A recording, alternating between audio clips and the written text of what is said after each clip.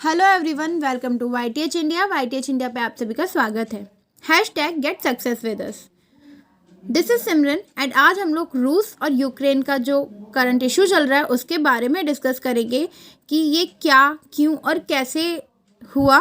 So before we begin, please like, share and subscribe our channel and press the bell icon.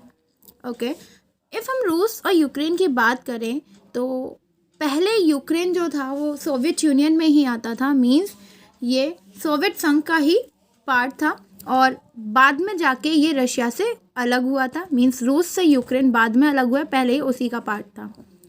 ये issue start कुछ इस वजह से हुआ कि जो नेटो है, means North Atlantic Treaty Organization, Ukraine उसका पार्ट बनना चाहता है, लेकिन रशिया ये चीज़ नहीं होने देना चाहता बिकॉज ऑफ जो नेटो है वो उसके अगेंस्ट में रहता है रशिया के। और एक तरह से ये कह सकते हैं कि अमेरिका का कंट्रोल रहता है उसके ऊपर, तो जो कि रशिया नहीं चाहता। और इससे पहले ही जो रशिया की और नेबरिंग कंट्रीज़ हैं, मीन्स रूस की जो और करीबी देश हैं रशिया के, वो उनमें से कुछ ने पहले ही वो लोग पहले ही नेटो में एडमिट हो चुके हैं और ऐसी कुछ 30 कंट्रीज़ हैं जो नेटो में एडमिटेड हैं। तो इस वजह से रशिया नहीं चाहता कि उसमें यूक्रेन भी ऐड ऑन हो जाए, उसमें यूक्रेन एडमिट हो जाए, जिस वजह से ये वॉर किया जा रहा है। और इस चीज़ के लिए यूक्रेन कह रहा है कि नहीं, वो इंडिपेंडेंट है बिकॉज वो एक सेपरेट कंट्री बन चुका था बाद में। तो वो कह रहा है कि हम इंडिपेंडेंट है और हमारी मन है, हम उसमें एडमिट होना चाहते हैं तो हम जा सकते हैं। लेकिन वो जो रशिया है वो उसको उसमें एडमिट नहीं होने देने जा रहा, जिस वजह से ये इशू चल रहा है। सबसे पहले हम देखते हैं कि रूस यूक्रेन पर हमला क्यों कर रहा है। जैसा कि मैंने अभी बताया कि नेटो जो है, जो कि 30 देशों का मिलिट्री ग्रुप है, जैसे कि USA मींस अमेरिका, कनाडा, इस तरीके की कंट्रीज़ का ये ग्रुप है और जो कि रशिया के ऑलमोस्ट अगेंस्ट पर रहता है। और रशिया नहीं चाहता इसमें कि उसके नेबरिंग कंट्रीज़, उसके करीबी देश इसमें एडमिट हों, लेकिन यूक्रेन उसमें एडमिट होना चाहता है। क्यों? क्योंकि अगर इन फ्यूचर रशिया ने उस पर हमला किया तो यूक्रेन उसको अकेले कुछ नहीं कर पाएगा उसका सामना, जिस वजह से उसको अपनी प्रोटेक्शन के लिए उसके पास नेटो से अच्छा ऑप्शन नहीं था, इसलिए वो उसमें एडमिट होना चाहता है। लेकिन रशिया उसे उसमें एडमिट नहीं होने देना चाह रहा, जिस वजह से ये वॉर चल रहा है, ये हमला चल रहा है। हवाई, जमीन और समुद्र के रास्ते रूस ने यूक्रेन पर विनाशकारी हमला किया है, जो 44 मिलियन लोगों द्वारा यूरोपीय लोकतंत्र है। इस समय रूस ने यूक्रेन को चारों तरफ से घेर रखा है जिससे कि वो उस पर हमला कर सके। और इसने हवाई, जमीन और समुद्र सभी रास्तों से यूक्रेन पर विनाशकारी हमला किया है, जो कि कम से कम 44 मिलियन लोगों का लोकतंत्र है। अगर देखा जाए तो यूक्रेन रशिया के सामने कुछ भी नहीं है, क्योंकि अगर उसके मिलिट्री ट्रूप्स की बात की जाए तो भी रशिया की ज़्यादा है और यूक्रेन की कम। इफ़ उनकी मिसाइल्स की बात की जाए तो भी वहाँ यूक्रेन उसके सामने कुछ नहीं है। महीनों तक राष्ट्रपति व्लादिमीर पुतिन ने इनकार किया था कि वह अपने पड़ोसी पर आक्रमण करेंगे, लेकिन फिर उन्होंने शांति समझौते को तोड़ दिया और यूक्रेन के उत्तर, पूर्व और दक्षिण में सीमाओं के पार सेना भेज दी। मीन्स पहले उन्होंने बोला था कि नहीं, वो इस तरीके का आक्रमण एंड ऑल वॉर जैसा कुछ नहीं करेंगे, लेकिन बाद में उन्होंने जो ये पीस यूनिटी वाली चीज़ थी इसको तोड़ दिया और चारों तरफ से यूक्रेन को घेर लिया। व्लादिमीर का कहना है कि यूक्रेन का रशिया से हटना बिल्कुल उसी तरीके से है जैसे किसी के शरीर से उसका सर अलग हो जाना, जिस वजह से यूक्रेन को नेटो में एडमिट नहीं होने देना चाहता है रशिया। रूसी सैनिकों ने कहाँ हमला किया है और क्यों? कीव में मुख्य बैरिस्पल अंतर्राष्ट्रीय हवाई अड्डे सहित यूक्रेन भर के शहरों के पास हवाई अड्डों और सैन्य मुख्यालयों को सबसे पहले मारा गया। मींस जो हवाई अड्डों के आसपास की जगहें थी, जो बड़े बड़े हेडक्वार्टर्स, मुख्यालय थे, उसके आसपास के शहर, यूक्रेन के आसपास के मोस्टली शहरों पे सबसे पहले हमला किया गया था। इसके बाद फिर टैंक और सैनिक उत्तर पूर्व में यूक्रेन में खार्किव के पास 1.4 मिलियन लोगों के एक शहर में लुढ़क गए। पूर्व में लुहांस्क के पास, उत्तर में बेलारूस से और दक्षिण में क्रीमिया से। इन सभी जगह से यूक्रेन पर हमला किया गया। अगर दक्षिण की बात करें तो क्रीमिया से हमला हुआ है, उत्तर में बेलारूस से, पूर्व में लुहांस्क से हमला किया गया है। पैराट्रूप्स ने कीव के बाहर एक प्रमुख एयरबेस को जब्त कर लिया और रूसी सैनिक यूक्रेन के बड़े बंदरगाह शहरों ओडेसा और मारियोपोल में भी उतरे। मींस इन्होंने इन दो जगह से भी यूक्रेन को घेरना चाहा, जिससे कि वो उस पर कवरेज बना सके, उससे हमला कर सके। आक्रमण शुरू होने से कुछ क्षण पहले राष्ट्रपति पुतिन ने टीवी पर घोषणा की कि रूस सुरक्षित, विकसित और अस्तित्व महसूस नहीं कर सकता, क्योंकि उन्होंने आधुनिक यूक्रेन से लगातार खतरा कहा था। ये चीज़ फैक्ट है कि यूक्रेन रशिया का सामना कर ही नहीं सकता, जिसके लिए वो सुरक्षित तो नहीं था। इसी वजह से उसे नेटो में जाना था कि वो उसको कुछ प्रोटेक्शन मिल सके अदर कंट्रीज़ का। अगर रशिया उस पर कभी हमला करता है तो वो अपने आप को बचा सके कुछ। राष्ट्रपति पुतिन ने अक्सर यूक्रेन पर चरमपंथियों द्वारा कब्जा करने का आरोप लगाया है। जब से रूस समर्थक राष्ट्रपति विक्टर यानुकोविच को उनके शासन के खिलाफ महीनों के विरोध के बाद 2014 में हटा दिया गया था।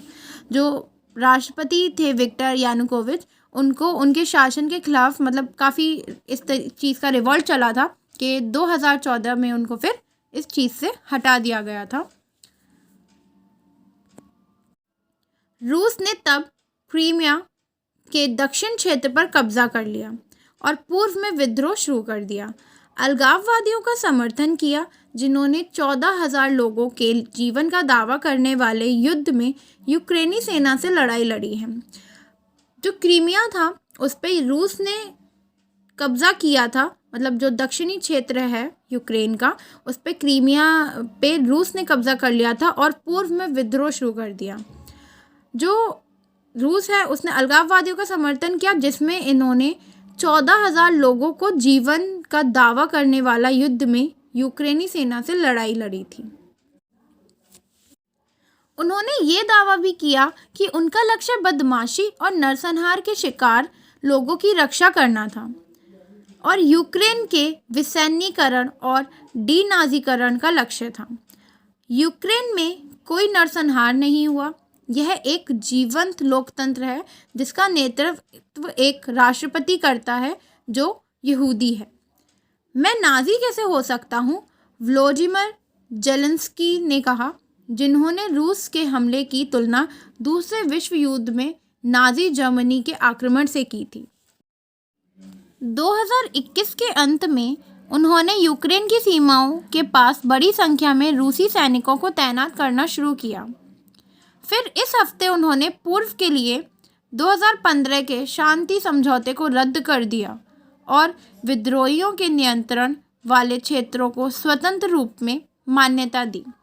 जो रशिया है उसने सिर्फ अपने आप के लिए मीन्स अपने खुद की सर्विंग के लिए उसने यूक्रेन पे अपना जो पीस ऑफ ट्रीटीज़ थी, जो ट्रीटी ऑफ पीस थे, उन सबको ख़त्म करके उसने यूक्रेन पर हमला किया जस्ट बिकॉज वो नहीं चाहता कि यूक्रेन नेटो में जाए, जो कि एक मिलिट्री ग्रुप था। तो वो उस चीज़ में उसको नहीं एडमिट होने देना चाहता है क्योंकि उसकी ऑलरेडी नेबरिंग कंट्रीज उसमें एडमिटेड हैं। इस वजह से उसने यूक्रेन को चारों तरफ से घेरना स्टार्ट किया और उस पर हमला करना स्टार्ट कर दिया, जिस वजह से उसने शांति समझौते को भी रद्द कर दिया। लुहांस्क और डोनेट्स्क के रूसी अलगाववादी क्षेत्रों को स्वतंत्र मानते हुए उन्होंने पहले ही तय कर लिया था कि वे अब यूक्रेन का हिस्सा नहीं हैं। जो लुहांस्क और डोनेट्स्क थे वो अपने आप को सेपरेट मानते हैं, स्वतंत्र मानते हैं, और उन्होंने ये चीज़ डिक्लेयर कर दी कि वो यूक्रेन का अब पार्ट नहीं है। तब उन्होंने खुलासा किया कि उन्होंने अधिक यूक्रेनी क्षेत्र में उनके दावों का समर्थन किया है। स्वयंभू जन गणराज्य पूरे यूक्रेन के लुहांस्क और डोनेट्स्क क्षेत्रों के 1/3 से थोड़ा अधिक को कवर करते हैं, लेकिन विद्रोही बाकी को भी चाहते हैं। मतलब वो पूरे को अपने अंडर में कवर करना चाहते हैं। रूस ने लंबे समय से यूक्रेन के यूरोपीय संघ और पश्चिम के रक्षात्मक सैन्य गठबंधन नाटो की ओर बढ़ने का विरोध किया है। रूस के आक्रमण की घोषणा करते हुए उन्होंने नाटो पर एक राष्ट्र के रूप में हमारे ऐतिहासिक भविष्य को खतरे में डालने का आरोप लगाया है। मीन्स यूक्रेन बार बार यही बोल रहा है कि हम स्वतंत्र हैं, हम जाना चाहते हैं नाटो में, मीन्स उसकी कंट्रीज में ऐड होना चाहते हैं, तो वो हमारी मर्जी है। लेकिन रशिया जो है, मीन्स जो रूस है, वो उसे ये नहीं करने दे रहा है। तो इस चीज़ के लिए रूस, वो जो है यूक्रेन, वो ये घोषणा करता है कि एक राष्ट्र के रूप में हमारे ऐतिहासिक भविष्य को खतरे में डालने का आरोप उसने रूस पर लगाया है। रूस ने यह कहने से इनकार कर दिया है कि क्या वह यूक्रेन की लोकतांत्रिक रूप से चुनी गई सरकार को उखाड़ फेंकना चाहता है। हालांकि उसका मानना है कि आदर्श रूप से यूक्रेन को नाजियों से मुक्त शुद्ध किया जाना चाहिए। श्री पुतिन ने नागरिकों के खिलाफ कई खूनी अपराध करने वालों को अदालत में लाने की बात कही है। यह एक छोटा सा संकेत था और बेलारूस से आक्रमण करके और कीव के बाहरी इलाके के करीब एंटोनोव हवाई अड्डे पर कब्जा करके इसमें कोई संदेह नहीं है कि राजधानी उनके दर्शनीय स्थलों के भीतर है। मीन्स इसने, जो रूस है, उसने उसके जो यूक्रेन है उसके आसपास के सारे ही जगह को कवर करके यूक्रेन को घेर लिया है, उसको पर हमला करने के लिए। आक्रमण से पहले के दिनों में जब 2 लाख सैनिक यूक्रेन की सीमाओं की पहुंच के भीतर थे, उसने अपना ध्यान पूर्व की ओर केंद्रित किया था। ये यूक्रेन के लोगों के लिए भयानक समय है और शेष महाद्वीप के लिए भयावह है। द्वितीय विश्व युद्ध के बाद पहली बार एक यूरोपीय पड़ोसी पर हमला करने वाली एक बड़ी शक्ति का साक्षी है। इसलिए इसको थर्ड वॉर कहा जा रहा है। मीन्स थर्ड वर्ल्ड वॉर इसको बोला जा रहा है, बिकॉज ऑफ कि ये जो अगर हमला हुआ तो वो बहुत भयानक हो जाएगा, जो कि यूक्रेन के लिए बहुत ज़्यादा भयानक है। रूस के राष्ट्रपति व्लादिमीर पुतिन के यूक्रेन पर हमला करने के बाद दुनिया भर में खलबली मच गई है। इस बीच रूसी राष्ट्रपति पुतिन ने गुरुवार रात को रूस की सैन्य कार्रवाई पर कहा, रूस की रक्षा के लिए यूक्रेन पर हमला करने के अलावा कोई और रास्ता नहीं था। पुतिन ने कहा कि उनके पास यूक्रेन के खिलाफ एक विशेष सैन्य अभियान का आदेश देने के अलावा और कोई विकल्प नहीं है। मीन्स जो रशिया का राष्ट्रपति हैं व्लादिमीर पुतिन, उन्होंने इस चीज़ को बोला है कि उनके पास यूक्रेन पर हमला करने के अलावा कोई और ऑप्शन नहीं है, कोई विकल्प नहीं है। इफ़ जो यूक्रेन है वो इस तरीके से उस ग्रुप में जुड़ेगा, नेटो के मिलिट्री ग्रुप में जुड़ेगा, तो वो उस पर हमला करेंगे। इस चीज़ का समर्थन जो है, मीन्स इस समय रशिया का साथ दे रहा है चाइना इस चीज़ में, और जो यूक्रेन है उसको इसमें अमेरिका और कनाडा ऐसी कंट्रीज़ का साथ दिया जा रहा है, साथ मिल रहा है। अब रूस के हमले के ऐलान के बाद कब कब क्या क्या हुआ ये देखते हैं। हमले का आदेश रूसी राष्ट्रपति व्लादिमीर पुतिन ने दिया है। इस आदेश के बाद रूस ने कई मोर्चे पर यूक्रेन के खिलाफ धावा बोल दिया। रूस के हमले में दर्जनों लोग मारे गए हैं और जान का खतरा महसूस करते हुए सैकड़ों लोग सुरक्षित जगह पर जाने की कोशिश कर रहे हैं। इस बीच रूस ने दावा किया कि उसने यूक्रेन में 70 सैन्य ठिकानों को नष्ट कर दिया है। इसमें 11 एयरफील्ड भी शामिल हैं। मीन्स जो रशिया है उसने 70 मिलिट्री एरियाज़ को नष्ट किया है, जिसमें से 11 एयरफील्ड भी शामिल थे। और इस तरीके की चीज़ रशिया ने बोली है, उसने ये दावा किया है। रूस की ओर से यूक्रेन पर मिलिट्री ऑपरेशन के बाद स्थितियां तेजी से बदल रही हैं। एक ओर रूस के राष्ट्रपति अपने कदम को पीछे हटाने से मना कर रहे हैं, तो वहीं यूक्रेन के राष्ट्रपति समेत कई देशों के नेता यूक्रेन के साथ खड़े दिख रहे हैं। वहीं नाटो के रूस को अपने सैनिकों को यूक्रेन से पीछे हटाने की चेतावनी दी।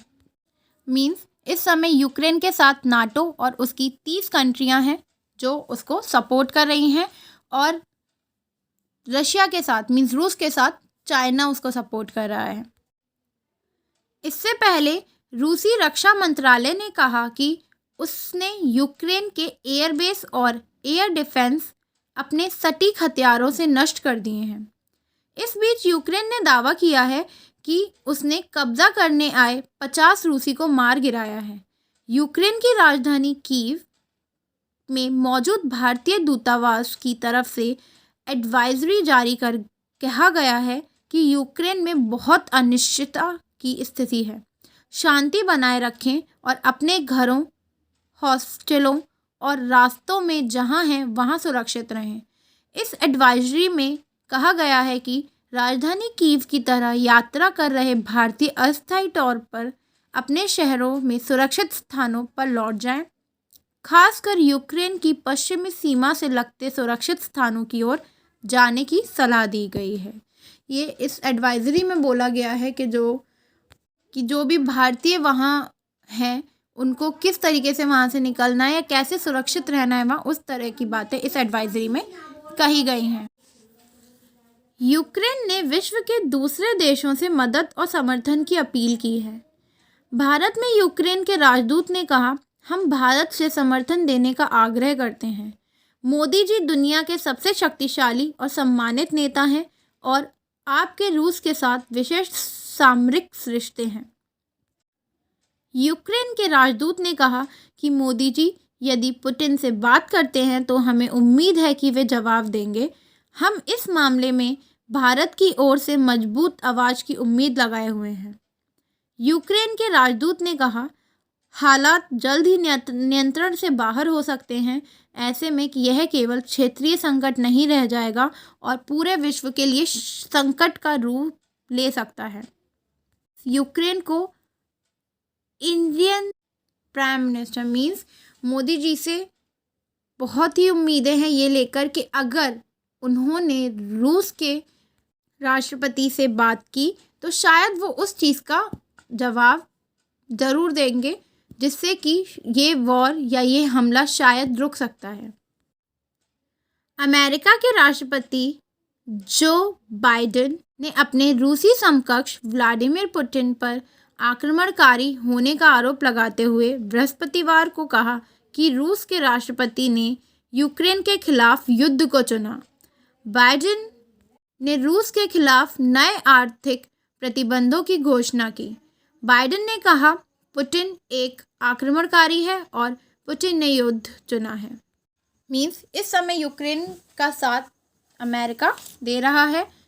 प्रधानमंत्री नरेंद्र मोदी ने यूक्रेन पर रूस के हमलों से पैदा हुई स्थिति के मद्देनज़र बृहस्पतिवार को रूसी राष्ट्रपति व्लादिमीर पुतिन से बात की और तत्काल हिंसा रोकने की अपील करते हुए सभी पक्षों से कूटनीतिक बातचीत और संवाद की राह पर लौटने के ठोस प्रयास करने का आह्वान किया।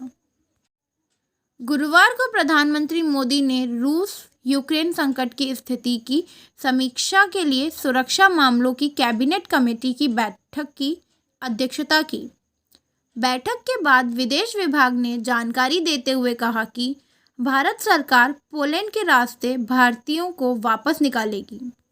विदेश विभाग के सचिव हर्षवर्धन श्रृंगला ने कहा कि प्रधानमंत्री ने बैठक में स्पष्ट तौर पर कहा है कि सरकार की प्राथमिकता यूक्रेन में भारतीय नागरिकों की सुरक्षा और उनको भारत वापस लाना है। इस समय जो भारत है वो यूक्रेन में जो भारतीय हैं उन्हें वापस लाना चाहता है भारत में, तो उस चीज़ के बारे में सोच रहा है कि उन्हें कैसे सुरक्षा के साथ वापस भारत लाया जा सके। विदेश सचिव ने कहा कि पिछले कुछ दिनों में 4,000 भारतीय नागरिक यूक्रेन से भारत लौट चुके हैं। मीन्स करीब 4,000 भारत के नागरिक जो हैं वो यूक्रेन से आ गए हैं भारत में। और दिल्ली में MEA कंट्रोल रूम में 980 कॉल और 850 ईमेल मिले हैं। यूक्रेन में स्थिति से निपटने के लिए कई कदम उठाए गए हैं। हमने करीब 1 महीने पहले यूक्रेन में भारतीय नागरिकों का पंजीकरण शुरू किया था। ऑनलाइन पंजीकरण के आधार पर हमने पाया कि 20,000 भारतीय नागरिक वहां थे। आगे उन्होंने कहा कि यूक्रेन में हमारे दूतावास ने काम जारी रखा है। स्थिति को देखते हुए दूतावास द्वारा कई सलाहें जारी की गई हैं। अब हम अपने छात्रों को सुरक्षा प्रदान करने के लिए विश्वविद्यालयों स्टूडेंट कनेक्टर से संपर्क कर रहे हैं। मीन्स हमारे करीब 20,000 भारतीय नागरिक यूक्रेन में थे, जिसमें से समथिंग 4,000 लोग वापस आ चुके हैं और बाकियों को भी यूक्रेन से भारत सुरक्षा के साथ लाने की कोशिश की जा रही है, जिसके लिए इन्होंने विश्वविद्यालयों और स्टूडेंट कनेक्टर्स से संपर्क कर लिया है। यूक्रेन के राष्ट्रपति के एक सलाहकार ने बृहस्पतिवार को बताया कि रूसी सैनिकों के साथ भयंकर युद्ध के बाद यूक्रेन ने चेर्नोबिल परमाणु स्थल से नियंत्रण खो दिया है। सलाहकार मिहाइलो पोडोल्याक ने द एसोसिएटेड प्रेस AP को बताया कि यूक्रेनी प्राधिकारियों को चेर्नोबिल में संयंत्र की मौजूदा स्थिति की जानकारी नहीं है। उन्होंने कहा कि इस दिशा में रूसी बलों के बिल्कुल मूर्खतापूर्ण हमले के बाद यह कहना असंभव है कि चेर्नोबिल परमाणु ऊर्जा संयंत्र सुरक्षित है। इससे कुछ घंटों पहले यूक्रेन के राष्ट्रपति वोलोदिमीर ज़ेलेंस्की ने बृहस्पतिवार को कहा था कि रूसी बल चेर्नोबिल परमाणु संयंत्र पर कब्जा करने की कोशिश कर रहे हैं। इस संयंत्र में अप्रैल 1986 में दुनिया की सबसे भीषण परमाणु दुर्घटना हुई थी, जब एक परमाणु रिएक्टर में विस्फोट के बाद पूरे यूरोप में रेडियोधर्मी विकिरण फैल गया था। यह संयंत्र कीव के उत्तर में 130 किलोमीटर की दूरी पर स्थित है। जिस रिएक्टर में विस्फोट हुआ था उसमें से विकिरण रोकने के लिए उसे एक सुरक्षात्मक उपकरण से ढका गया था और पूरे संयंत्र को निष्क्रिय कर दिया गया था। यूक्रेन पर हमले के मद्देनज़र रूस पर नए प्रतिबंधों की रूपरेखा तैयार करते हुए ब्रिटेन के प्रधानमंत्री बोरिस जॉनसन ने बृहस्पतिवार को घोषणा की कि वह देश में एरोफ्लोट विमानन कंपनी को प्रतिबंधित करेंगे।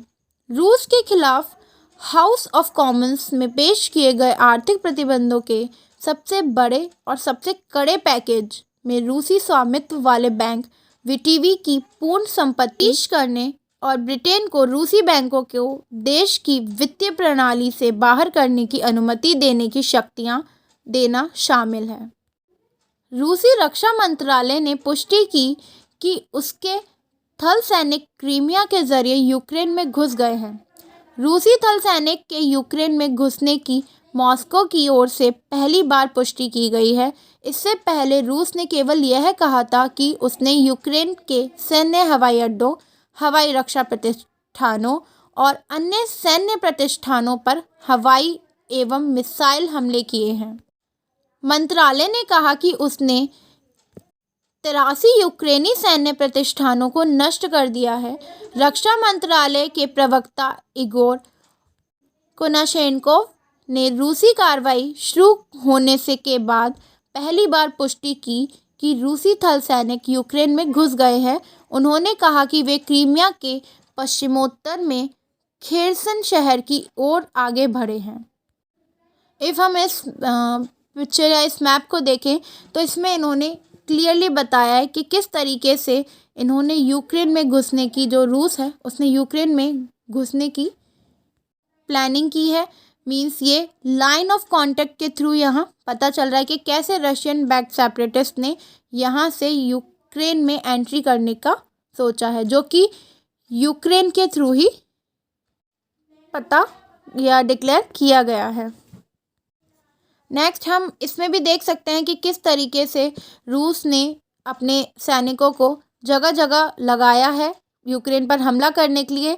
लोसांग, डोनेट्स्क, ओडेसा, मारियोपोल, इस सब जगह इसने अपने सेना को लगाया है रूस ने, जिससे कि वो यूक्रेन को चारों तरफ से घेर सके और उस पर हमला कर सके। मींस यूक्रेन को कहीं से भी बचने का मौका उसने नहीं दिया है यहाँ पे।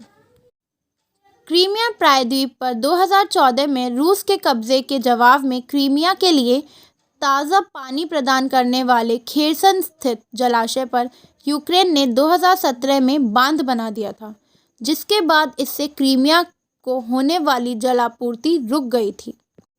तो ये कुछ चीज़ें थी जिससे हमें ये पता लगता है कि ये हमला आखिर क्यों ही किया जा रहा है और इसका मुख्य कारण क्या है होने का। हमने आज जो यूक्रेन और रूस के बारे में जो करंट इश्यूज चल रहे हैं उसके बारे में डिस्कस किया। इस चीज़ के बाद आपके क्या व्यूज़ हैं प्लीज़ कमेंट्स में ज़रूर बताएं and please like, share and subscribe our channel. If आपको इन्फॉर्मेशन अच्छी लगी, यूज़फुल लगी तो प्लीज़ कमेंट्स में ज़रूर बताएं और like, share and subscribe and press the bell icon. Thank you.